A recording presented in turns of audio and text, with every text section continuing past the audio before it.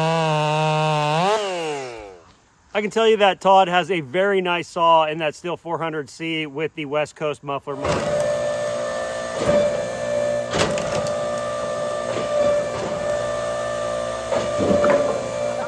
Does it see you? Totally leaving all of that in there. All right, everybody, so the clip you're watching here was from 2 videos ago when I had Joe from the Widman channel come by and collaborate. We did some splitting into the dump trailer. Hopefully you caught this video. Now, the video after this clip is going to be what we did the rest of the day.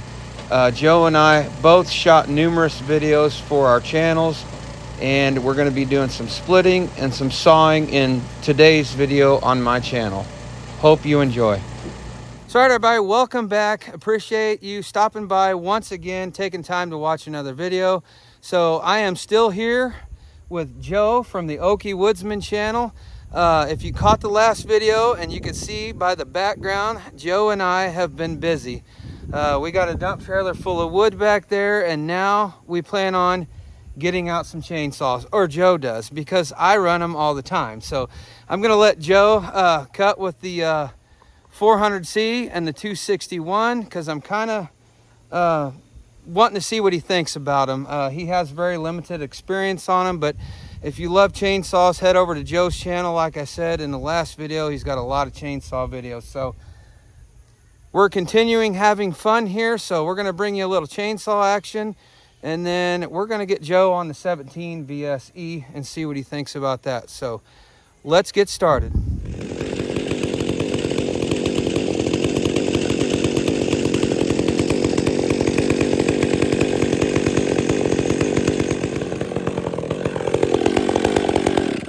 Do you like this up here more or back here more?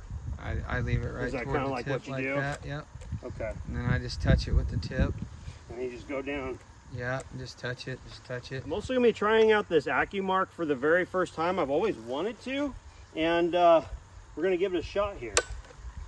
Will that stay on if I start it like this? Yeah.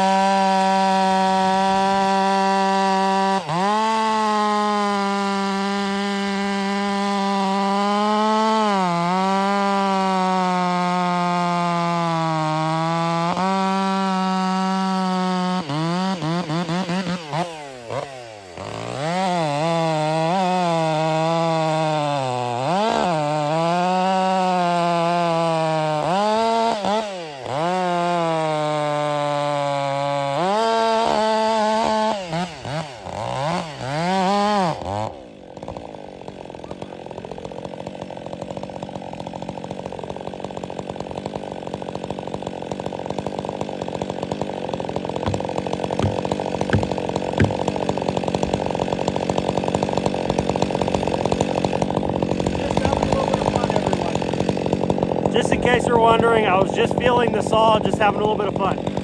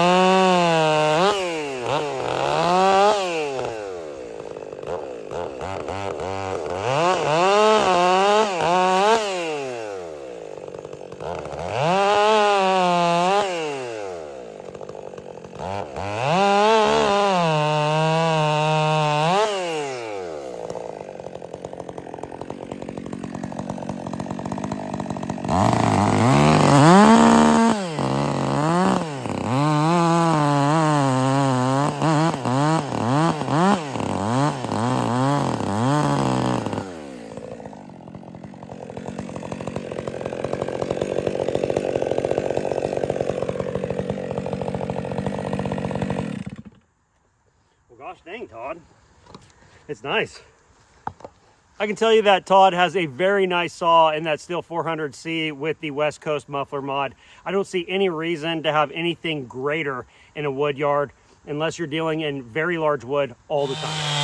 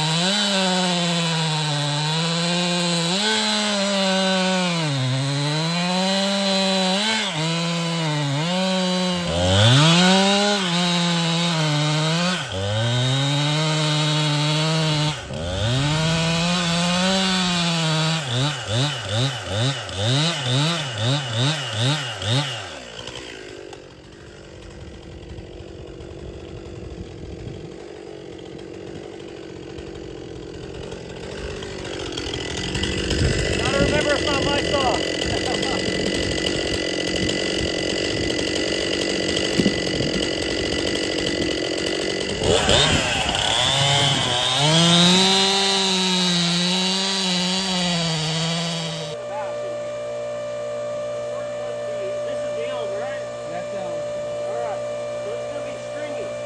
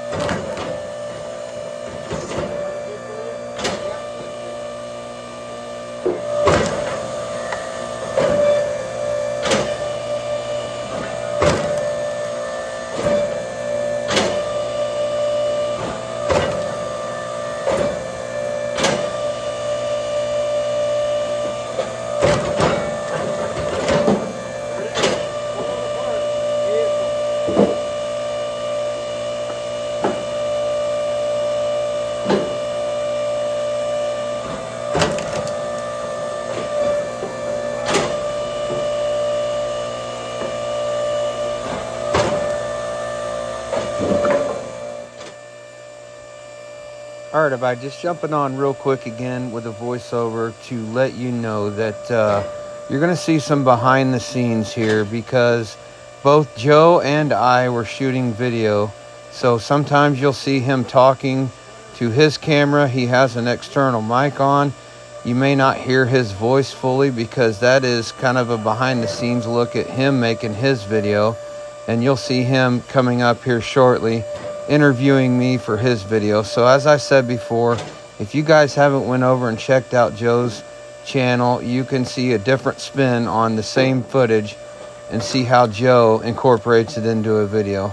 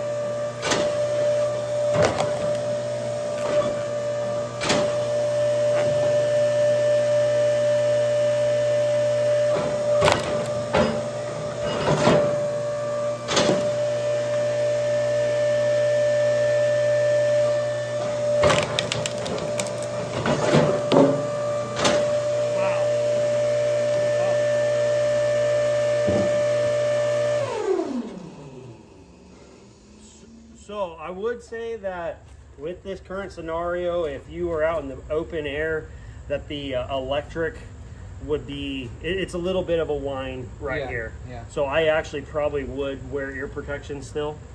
But man, if you have not run a vertical splitter, you've got to do it. So this is the most time I have on a vertical machine, Todd, and you know, I'm sure he's standing there watching, like, man, you could do this, you could do that. Because once you're using it, you see like someone that's new, you can see, oh, this would help and whatnot. But I find that it's very easy to use. It's very easy. It's a little bit weird being so close to the knife at first. In your opinion, where does this machine shine? What type of firewood production is best for this? I think if you're gonna want a machine like this, you're absolutely gonna be producing a lot of firewood for one, because they are a little bit higher price tag. I think secondly, if you're doing a lot of bundle grade and less bulk sell firewood, you want a machine like this for this reason. You got that bird's eye view of that knife, and you can take a less desirable piece of wood. Just from my experience, I am no expert. I've got quite a lot of runtime on a vertical and a horizontal. The vertical though, I mean, instead of trying to look at the end of the round when you're splitting, you're right there looking at it. And you could sit there and manipulate that. I make kindling on this thing this big around. There's some in the wheelbarrow right over there that I made last night with it. About the same. And that might be perfect for your application, but I think that, again, this was really cool, and I really appreciate Todd allowing me to come over to his place, work with him a little bit.